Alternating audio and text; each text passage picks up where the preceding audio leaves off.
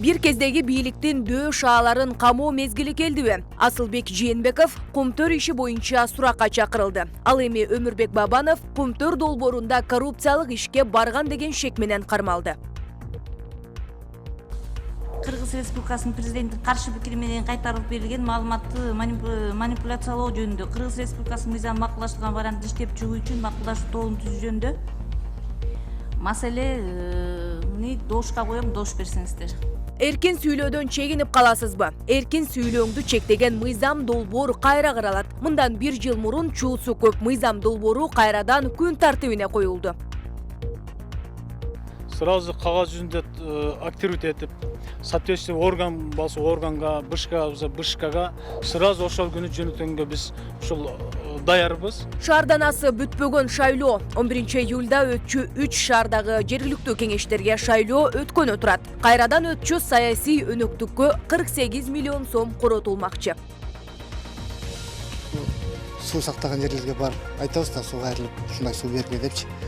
Десек, алардын жообу мөңгө эрибиз, силерге сууду каяктан беребиз. Эмне сийип беребизби дешип догурунат да. Экспорттун көлөмү өстү, а бирок дыйкандар суудан кыйналды. Суу бөлүштүрүүчү жайынын жаңы жетекчиси суу сураган элди уят сөздөр менен сөгүп жатыптыр.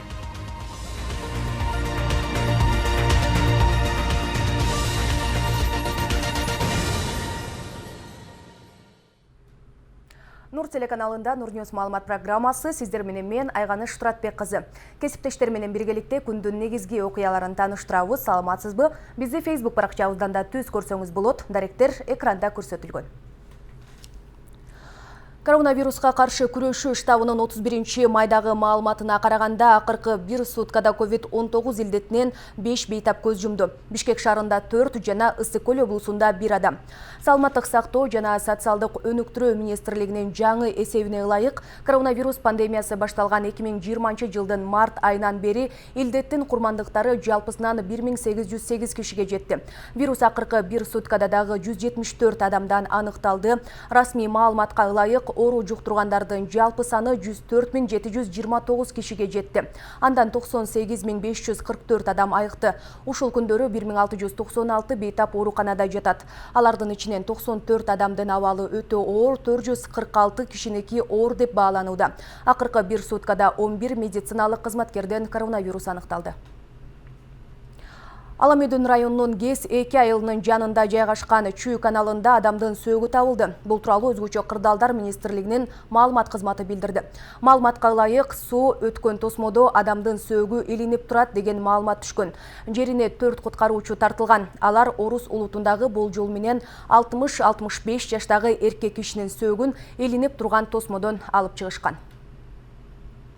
Жогорку кеңештин депутаты Асылбек Жээнбеков УКМКга суракка чакырылды. Бул тууралуу 24 KG агенттиги өздүк булактарына таянып жазды. Парламенттин экс-спикери Кумтөр компаниясына байланыштуу козголгон кылмыш иши боюнча күбө катары өтөт.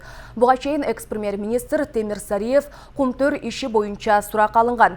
Кийинчерээк УКМК мурдагы депутаттар Турсунтай Салимов менен Сергей Ибрагимовду дагы суракка алгандыгы белгилүү болду. Бүгүн экс-премьер-министр Өмүрбек Бабанов дагы суракка чакырылганы айтылууда. Эскерте кетсек, 15 майда Кумтөрдүн кеңселеринде тинтүү жүргүзүлгөн. Кийинчерээк тергөө иш-чаралары коррупция фактысы боюнча козголгон кылмыш ишинин алкагында жүргүзүлгөнү белгилүү болду. УКМКнын башчысы Камчыбек Ташиев Кумтөр кенине байланыштуу 4 кылмыш иши бар экендигин айткан. Компания учурда убактылуу тышкы башкарууга берилип, ага Тенгиз Бөлтүрөк жетекчи болуп дайындалган. Кумтөр долбоорун ишке ашырууда коррупциялык ишке барган деген шек менен Өмүрбек Бабанов кармалды. Бул тууралуу УКМКдан билдиришти. Башкы прокуратура жана Ички иштер министрлиги Кумтөр кенин иштетүү боюнча долбоорду жүзөгө ашыруудагы коррупциялык фактылар тууралуу козголгон кылмыш иши боюнча тергөөнү улантууда. Тергөө учурунда алынган далилдердин негизинде 2021-жылдын 31 майында кылмыш жаза кодексинин 319 беренесинин 2-бөлүмү боюнча кылмышка шектүү деп мурдагы премьер-министр Өмүрбек Бабанов кармалды деп айтылат маалыматта. УКМК бул кылмыш ишин иликтөөнүн жүрүшү жана натыйжалары жөнүндө коомчулукка маалымдап турат. Белгилей кетсек, Өмүрбек Бабанов 2011-жылдын октябрь айынан 2012-жылдын сентябрына чейин Кыргызстандын премьер-министри болгон. Мындан 1 жыл мурун чуусу көп мыйзам долбоору кайрадан күн тартибине коюлду. Ал кайсы мыйзам долбоор деп жатсаңыз, ал сиз социалдык тармактан жазган ой пикириңизди чектеген мыйзам долбоор. Мунун ичине журналисттердин да ишмердүүлүгү кирет. Тактап айтканда, эркин сүйлөөңүздү көзөмөлгө алган демилге жөнүндө сөз болуп жатат. Кененирээк кийинки сюжетте айтып беребиз. Маалыматты манипуляциялоо жөнүндөгү мыйзам долбоору кайрадан жазылмай болду. Дегенибиз, массалык маалымат каражаттарынын ишмердүүлүгүнө чектөөлөр кириши мүмкүн. Журналист-блогерлердин тараткан маалыматтары тыкыр көзөмөлгө алынып, нормалар кирет деп жатышат. Мындай чечим бүгүн Жогорку Кеңештин тармактык комитетинде кабыл алынды. Кыргыз Республикасынын президенттин каршы пикири менен кайтарылып берилген маалыматты манипуляциялоо жөнүндө Кыргыз Республикасынын мыйзамы макулдашылган вариантты иштеп чыгуу үчүн макулдашуу тобун түзүү жөнүндө маселени добушка коем, добуш берсеңиздер. Каршы жок. Мыйзам долбоорун иштеп чыгуу үчүн депутаттар, мамлекеттик мекемелердин өкүлдөрү кирген топ түзүлдү. Айтсак, өткөн жылы депутаттар Гүлшат Асылбаева жана Айнура Осмонова даярдаган бул мыйзам долбоорун Жогорку Кеңеш 2 жана 3 окууда уда карап жактырган. Макул 79, каршы 10, баары 89 депутат катталды. Мыйзам долбоору 2 окууда кабыл алынды. Ошол кезде бул мыйзам долбоору боюнча коомчулукта терс маанай жаралган эле. Тактап айтканда, эми эркин сүйлөбөй калабызбы? Журналисттерди тизгиндегиси келип жатат дешип, нааразычылыктар күчөгөн. Ал тургай митингдер менен уланган. Добуш берүү дагы кандай өткөнү барыбызга белгилүү, депутаттар отурганын жакшы көрсөткөн жок. Анан эң негизгиси мыйзам долбоорунун мазмуну. Ошол Гүлшат Асылбаеванын өзүнүн Жогорку Кеңеште айтканы менен тиги жазылганы дал келбей жатат да. Бул жерде бир айтылганы башка фейктер менен күрөш болгону менен чындыгында жана кайсы бир оппоненттер менен же активисттердин оозун тыюу максаты көрсөтүлгөнү бир билинип турат да. Мына ушундай пикирлер баймой айтылып жатты. Жарандык коом, долбоор Кыргызстандын баш мыйзамына каршы келет. Бийлик ал аркылуу сөз эркиндигин ооздуктоого аракет көрүүдө деп сындап чыккан. Бир катар эфирлер уюштурулуп, демилгечилердин бул аракетин бийликке жагынуу катары сыпатталган эле. Анткени бийлик ушул мыйзам аркылуу өзүнүн тактысын сактап калуу далалатын жасап жатышат деген. Ал эми бул мыйзам кабыл алынып калса, биз бирөөнү критикалайт эте албай калабыз да. Бирөөнү эгер бирөө жөнүндө бир маселени көтөрүп чыксак, ал бизди сотко берсе, соттун чечими чыкканга чейин эле биздин социалдык тармактарыбызды блокировать этип салганга мүмкүнчүлүк түзүлөт да. Эгерде кайсы бир коррупционный схеманы ачып чыкса бирөө, кайсы бир сайт, ошол сайтты соттун чечими чыкканга чейин эле жаап койгонго чоң мүмкүнчүлүк түзүлүп жатат да. Ошондуктан бул нерсеге биз каршы чыгышыбыз керек.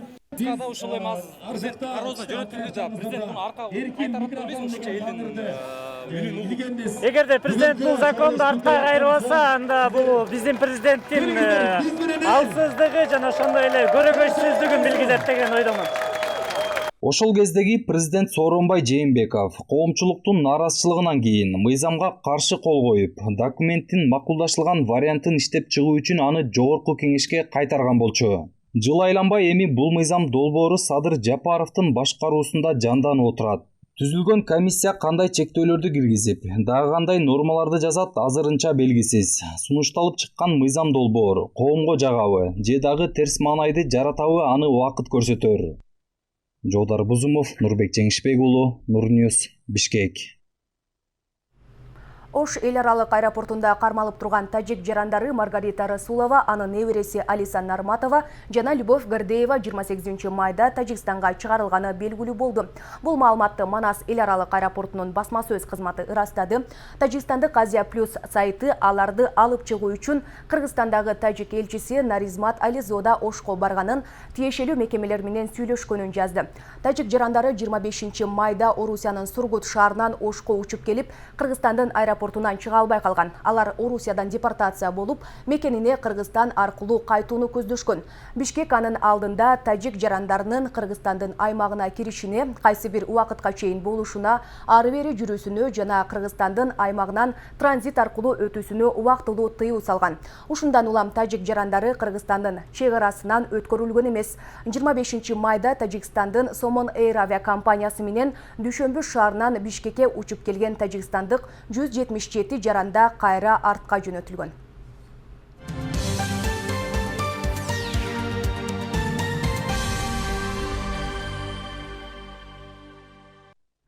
Бүтпөгөн жер чыры коңшулардын ынтымагын ыдыратты. Бири жер тилкеси өзүнө тиешелүү десе, дагы бири тилкени талашууда. Бул иш бир канча жолу сотто каралып, бирок али күнгө чейин жыйынтык чыккан эмес.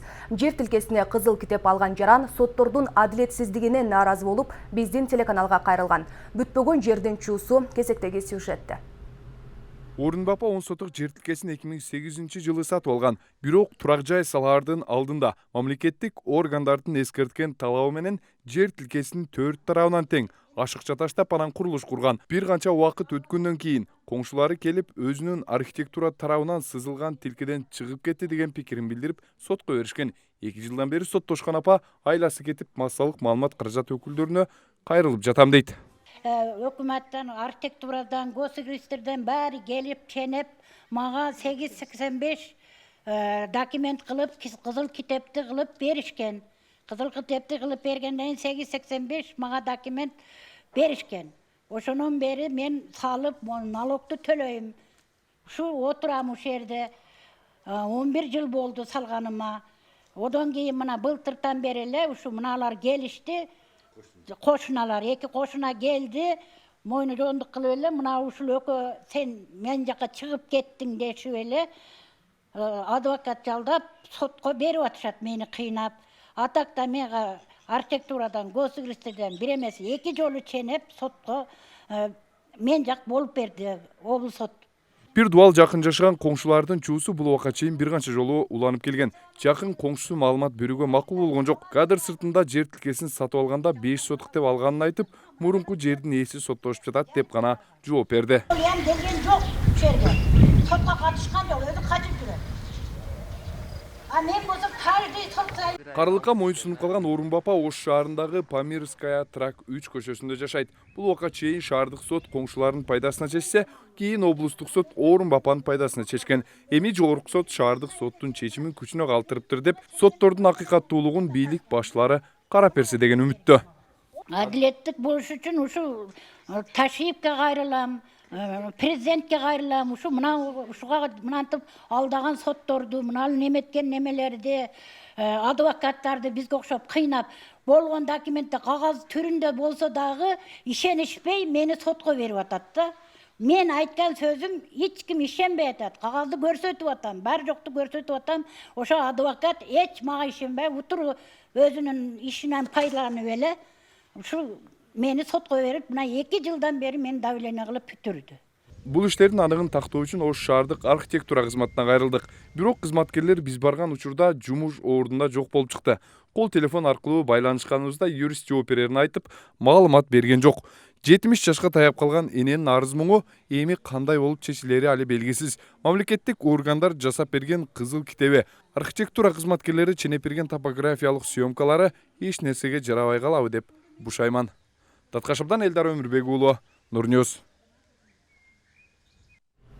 11 июльда өтчү 3 шаардагы жергиликтүү кеңештерге шайлоодо 48 миллиондон ашык акча каражаты коротулат.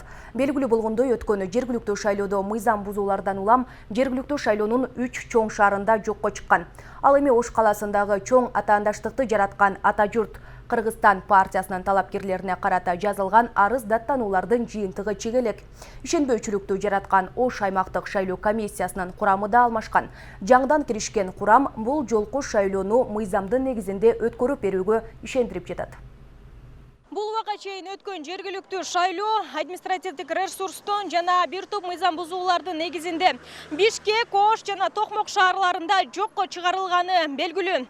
Ал эми алдыда 11 июль күнү белгиленген аталган шайлоодо Ош аймактык шайлоо комиссиясы эч кандай мыйзам бузууларсыз так жана мыйзам чегинде өткөрүп берүүнү убадалап жатат. Ошол жерде сразу кагаз жүзүндө активит этип соответствующий органга, БШКга сразу ошол күнү жөнөтөнгө биз ушул даярбыз. Себеби может кече ушул биздин аймактык шайлоо комиссиянын мүчөлөрүнүн дагы может кандайдыр бир деңгээлде күнөөсү бардыр. Себеби күнөөсү жок болгондо бул БШК бул таркатпайт эле. Ошого биздин алардын өткөндөгү жумуштары биз үчүн өтө чоң сабак болуш керек. Убагында убакыт сааты менен кайсы орунга тиешелүү болсо ошону жөнөткөнгө биз сөзсүз түрдө аракет кылабыз. Себеп эртеңки күндө биздин да жоопкерчилик турат. Шайлоону таза өткөрүү боюнча. Мыйзамсыз чараларга кол урган добуш сатуу алууга шектелген Атажур Кыргызстан саясий партиясынын бир нече талапкерлерине арыздаттануулар башка партия тарабынан жазылган болчу. Бирок алиге чейин арыздаттанууларга БШК тарабынан же мамлекет өкүлдөрүнөн алгылыктуу жооп кайтарыла элек. Мындан улам аталган партиянын курамы кандай боло тургандыгы белгисиз бойдон турат. 12 кандидаттын фамилия аты жөнүн көрсөтүп туруп 7 саясий партия президентибизге Совет безопасностьга, борбор шайлоо комиссиясына кат жолдошкон. Азыр күндө алардын жообун биз алган жокпуз. Бирок бул жерде мисалы именно ошол кандидат эгер ошол жерде мыйзам бузулуп, ошол активдүү этилген болсо, анда укук органдары чара көрсө, соттун решениясы чыкса, анда биз 100% катыштырбай койгонго акыбыз бар. Андан сырткары биз өзүбүз дагы мыйзамды карап атабыз. Эгер мыйзам жол берсе, ошол мыйзам бузган саясий партияны, мыйзам бузган кандидатты катыштырбоо боюнча. Бүгүн саат 4-тө биздин ошол шайлоо комиссиясынын, Ош шаар шайлоо комиссиясынын мүчөлөрүнүн отуруму болот. Ошол отурумда эң биринчи ошол коюп аткан талабыбыз, биринчи суроо ушул. 11 апрелде өткөн шайлоо көпчүлүктүн кыжырын кайнатты. Буга бир топ мыйзам бузуулар катталганы айтылып эле жатат. Эми алдыда белгиленген Бишкек, Ош, Токмок шаарларындагы шайлоодо мурдагы абал кайталанбайт деп убадалар берилүүдө. Ал эле эмес Ош шаарындагы аймактык шайлоо комиссия мүчөлөрүнүн да толук курам алмашты. Анткени менен шайлоого мурдагыдай элдин активдүүлүгү болбойт деген божомолдор айтылып жатат. Жанагы пассивдүүлүк шайлоочулардын азыр эле байкалып атат. Бул шайлоо бүтпөгөн нерсе, мындай жакшы эмес процесс. Элдин деле нервине тийчүү, бөлүнүп жарылып, эл мындан чарчады. Бардыгыбыз көрүп турабыз. Бирок баягы адилеттүүлүккө жетүү үчүн, бир акыйкат бир жолго түшүү үчүн ушундай бир татаал жолдорду басып өтүш керек болуп атат. Бул биздин өлкөнүн дагы, саясатчылардын дагы тагдыры, элибиздин жалпы тагдыры демек. Канткенде дагы мыйзамда көрсөтүлгөн эмес, эми баягы аз адам келип калса шайлоо болбойт деп. Болгон адам келет, ошондон баягы жыйынтык чыгат. Ош шаарында жалпы 78 шайлоо тилкеси бар. Бул тилкелердин көпчүлүгүндө 15-20 жылдан бери төрага төрайымдар бар экени да маалым болду. Бул көрүнүш шайлоонун таза өтүүсүнө өз таасирин тийгизип калуусу мүмкүн экенин да айтып жатышат. Аталган жагдайды карап көрүү маселесин АШКнын жаңыдан дайындалган төрагасы да билдирди. Анткени алдыда дагы далай шайлоо өнөктүктөрү өткөрүлөт. Буга көңүл кош мамиле кылууга болбой турганын билдиришүүдө. Айтайын, Ош шаарында кээ-бирки ошол участкаларда төрайымдар же болбосо ошол төрага ошол участкада же ошол жерде комиссиянын мүчөлөрү көп жылдан бери өзү башка жерде жашайт дагы, участкагы ошол өзү жооп берген участкада немеси пропискасы ошол жерде болуп калат да. Буну караш керек. Бул бүгүн эле чыгып калган маселе эмес да. Кандайдыр бир деңгээлде ошол процесс өзүнүн тез таасирин тийгизип калышы мүмкүн. Буну да четке какпайбыз. Бирок мындай көрүнүштөрдү акырындык менен эми шайлоо ошол 11-июль менен бүтүп калбайт да. Күзгү шайлоо бар, кийинки жылкы кампаниялар бар. Бул процесстерди акырындык менен терс көрүнүштөрдү жойсо болот. Эскертсек, 11 апрелде Кыргызстанда 28 шаардык 420 айылдык кеңештерге шайлоо өткөн. Добуш сатуу алуу жана административдик ресурс колдонуу фактылары аныкталып, 3-майда Токмок, 11 майда Ош, 19 майда Бишкек шаардык кеңешине өткөн шайлоонун жыйынтыктары жокко чыгарылган. Президент Садыр Жапаровдун буйругу менен Үй-Чоң шаарына кайра шайлоону 11 июлга дайындады. Ага бюджеттен 48 миллион 344 миң сом жумшалмай болду. Нурзада Сыдыкова, Аделет Нышанбаев, Нурньюз, Ош шаары. Бишкек шаарынын 1-май райондук соту социалдык фонддун мурдагы жетекчиси Медер Ирсалиевке жана мурдагы аппарат башчысы Акылбек Атамбаевке өкүм чыгарды. Ага ылайык Ирсалиевке кылмышка кошо катышуу жана коррупция беренелери менен күнөөлүү деп табылып 260 миң сом айыппул салды. Атамбаев кылмышты аткаруу жана коррупция беренелери менен айыптуу болуп 220 миң сом айыппул жыгылды. Алар 2020 жылы октябрда өткөн парламенттик шайлоодо Биримдик партиясынын үгүт иштери үчүн үчүн социалдык фонддун аймактык жетекчилеринен акча чогулткан деп айыпталып кармалган. Тергөөдө Ирсалиев менен Атамбаев кызматташууга барып, коюлган айыпты толугу менен мойнуна алган жана башкаларга көрсөтмө берген. Кыргызстанда соңку парламенттик шайлоодо бийликтин партиясы делген Биримдик партиясы 24,49% добуш топтоп биринчи орунду алган. 5 октябрда добуш берүүнүн жыйынтыгына нааразы болгон тараптардын акциясы башаламандык менен коштолуп, бийликтин алмашуусу менен аяктаган. Борбордук шайлоо комиссиясы 6 октябрда парламенттик шайлоонун жыйынтыгын жокко чыгарган. Мурдагы айыл чарба министри Нурбек Мурашев жогорку кеңештин депутаты мандатын алды. Бул туурасында Борбордук шайлоо комиссиясы билдирди. Ал Бирбол партиясынын тизмеси менен парламентке келип жатат. Өткөн жумада Мурашевдин партиялашы Исхак Пирматов мандатын тапшырып кеткен. Андан соң БШК тизме боюнча кийинки катарда турган талапкер Мурашевке мандат берди. Белгилей кетсек, Нурбек Мурашев айыл чарба, тамак аш, өнөр жайы жана мелиорация министри болуп турган кезде ага карата бир топ сын айтылган. 2018-жылы дыйкандар картошкасын 5 сомго дагы сата албай калып, ошол кездеги президент Сооронбай Жээнбеков аны зекиген. Бизнес жана базарлар ассоциациясы Мурашевке кара көлөч анти сыйлыгын ыйгарган. Ага мындай сыйлыкты тапшырууга Кыргызстандагы ишкерлер арасындагы сурамжылоонун жыйынтыгы жана картошка экспорттолбой арзандап кетиши негиз болгон. Акыры 2019-жылдын 24 майында өз ыктыяры менен кызматтан кетүүгө арыз жазган. Мунун себебин элдин сыны жана ден соолугуна байланыштырган. Бишкек шаарынын айланасындагы дыйкандар бул жылы түшүм жакшы болбогонун айтып нааразы. Айтымдарында керектүү маалында сугат суусу берилбей, кулпунай мөмөсү аз болуп калган. Бирок жер аянты жылдагыдан өскөндүктөн сыртка экспорттун көлөмү азайган эмес. Учурда күн сайын тонналаган кулпунай коңшу өлкөлөргө жиберилүүдө. Жер иштетүү түйшүктүү болгону менен жакшы кирешелердин бири. Дыйкандардын басымдуу бөлүгү региондордон келип, жазында март айынан тарта суук түшкөнчө айдоо талаасында болот. Быйыл убагында суу келбей, ойдогудай түшүм ала алган жокпуз деп нааразычылыгын айтышууда. Биздин ушу көйгөй суу проблемасы да. Мөмөлөр жакшы болбой калды. Быйылкы ушу жылдын түшүмүндө алдыгында суу керек маалында суу жетпей, дыйкандар аябай кыйналды. Эл кылган мээнетине канааттандырарлык сата алган жок. Ал тургай айтымдарында чүйдөгү плотина суу бөлүштүрүүчү жайынын жаңы жетекчиси суу сураган элдерге уят сөздөр менен жооп берип элди нааразы кылган жайы да бар. Айыл чарба министрлигинин кызматкерлерине арызданган учурда дыйкандар кулпунай стратегиялык мааниге ээ эмес деген жооп алышкан. Суу сактаган жерлерге барып айтабыз да, суу кайрылып ушундай суу бергиле депчи. Десек алардын жообу мөңгө ээрибиз, силерге сууду каяктан беребиз. Эмне сийип беребизби дешип догурунат да. Эми карасаңыз мөңгү деле калбады. Айткан мөңгүсү ээрип түгөнүн эле калды. Суу каяка кетип аткан белгисиз. Анан эл ар кандай сүйлөйт. Казакстанга сатып берди дейт, тияка сатты, бияка сатты, убагында суу бербеди дешет. Сууду каналда жок. Суу жоктун байланыштуу мынакей. Түшүмдү карагыла. Түшүмдөн эч нерсе калбады, уже биринчи түшүм бүтүп атат. Ар бир дыйкан өзүнө гана киреше таппастан күн сайын ондогон жарандарды жумуш менен да камсыздайт. Ар бир жумушчу 8 саат иштегенине 700 сом алса, айрымдар ар бир чакасына 50 сомдон төлөп беришет.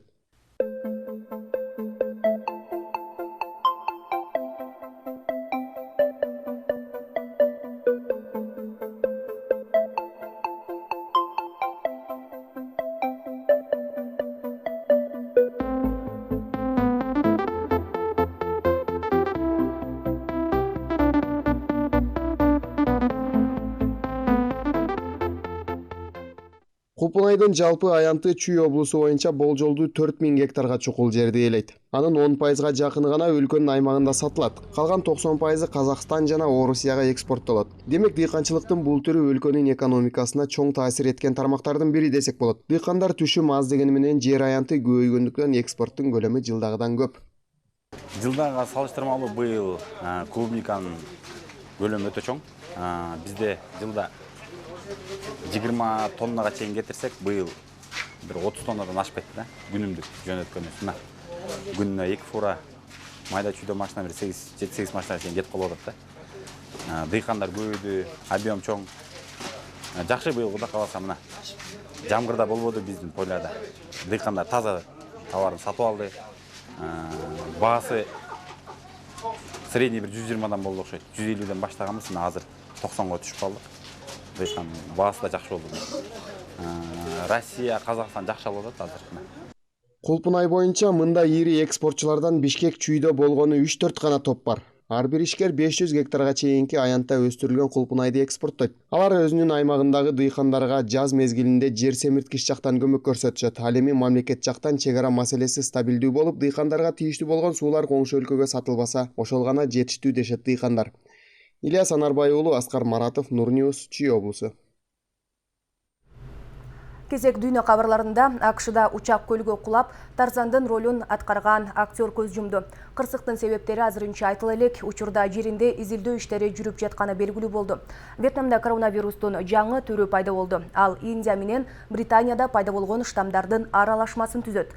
Грузияда дээрлик 7 айдан бери уланып жаткан парламентти байкоттоо токтотулду. Кененирээк алтыда сөз болот.